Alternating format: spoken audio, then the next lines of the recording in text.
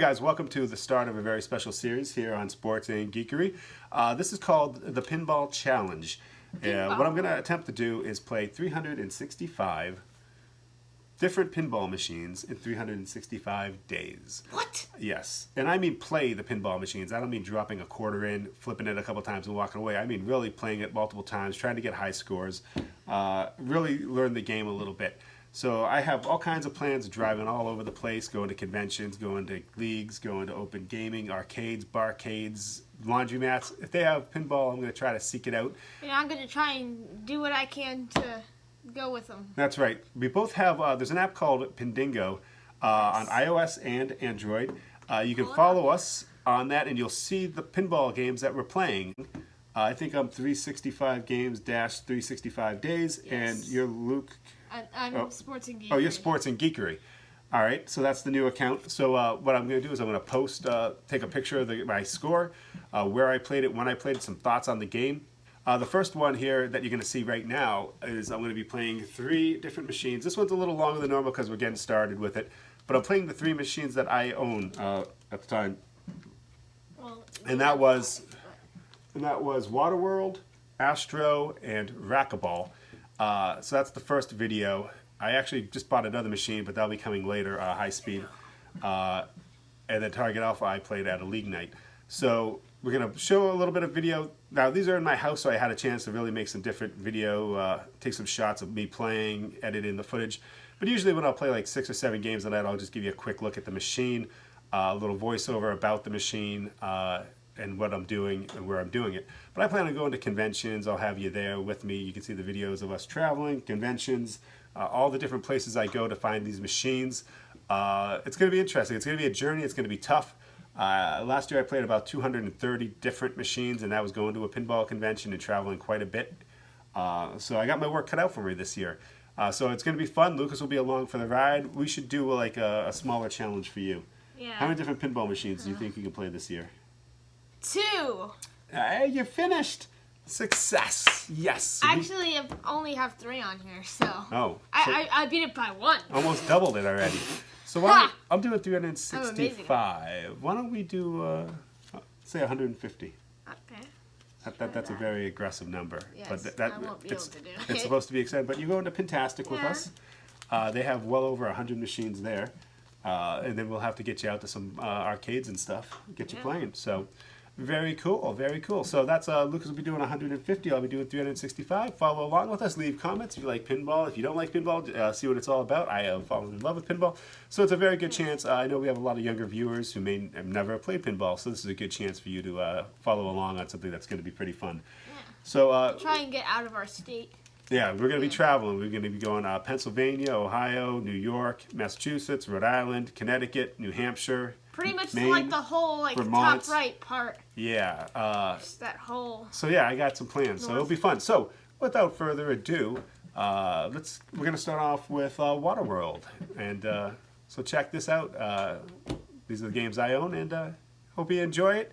Like I said, this is going to be a little more in depth with the gameplay because I own them. I took some video playing them. So you won't get as in-depth later, but it'll move faster and we'll have fun. So thank you very much. Feel free to leave any comments or suggestions. I'll iron out any kinks as we go along. So here we go. The Pinball Challenge, 365 games and 365 days starts right now. Yeah.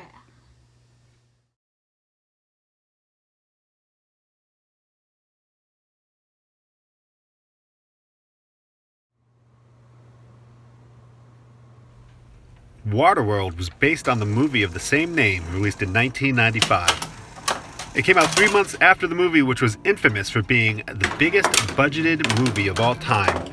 Almost $200 million it cost to make that movie.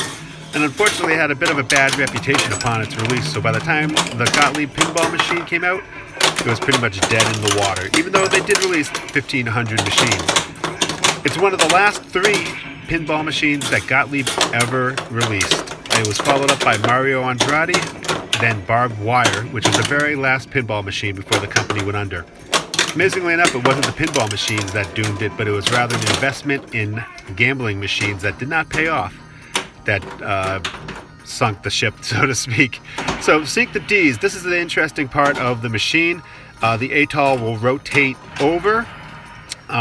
So if you remember the movie, the ATOL was Kevin Costner's ship, or the Community rather, and then it rotates over to the D's, which was Dennis Hopper's villainous contraption, and that will capture the balls as you shoot them up the back end.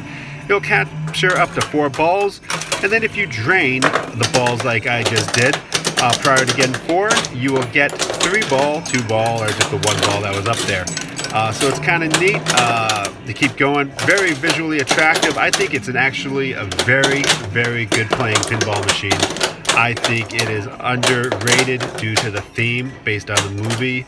I think if this had a theme of, The Matrix or Star Wars or some other thing, it would be a highly desired machine. As it is, I got this one for around $1,000 for a DMD game. That is awfully, awfully good deal.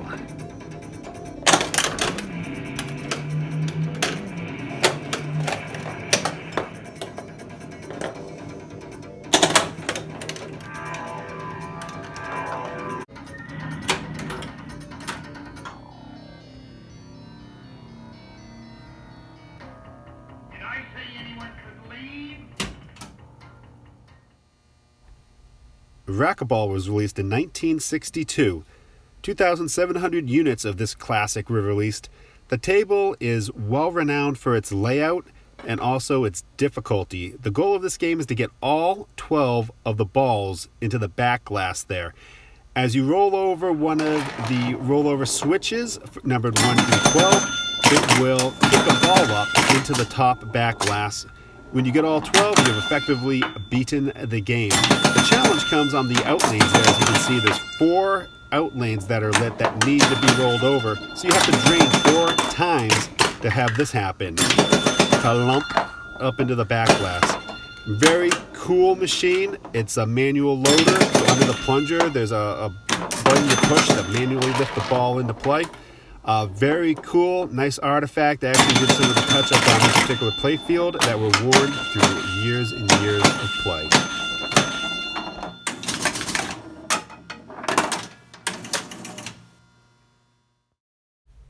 We're going to end off with table number 3, and that's 1971's Gottlieb Astro.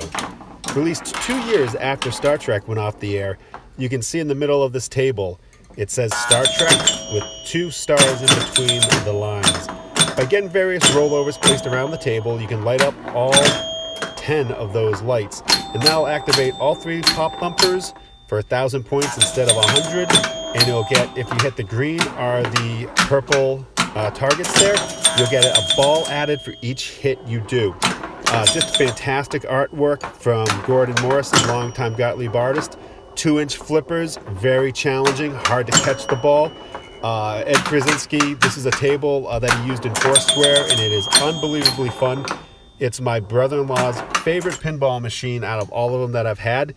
He actually beat my high score for a brief period of time. I rolled it over. You can see it goes up to 99,999 points. After you get more than that, it will roll over to 0, and you can continue scoring. You just have to remember in your head that you rolled it over.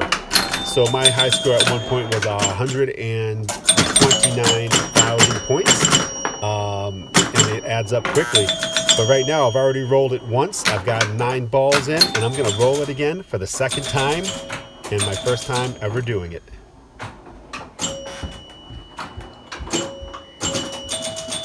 $91 or 191,000. Oh! What? Oh, it just glitched and reset. Oh, God, that hurts. 191,000. Oh.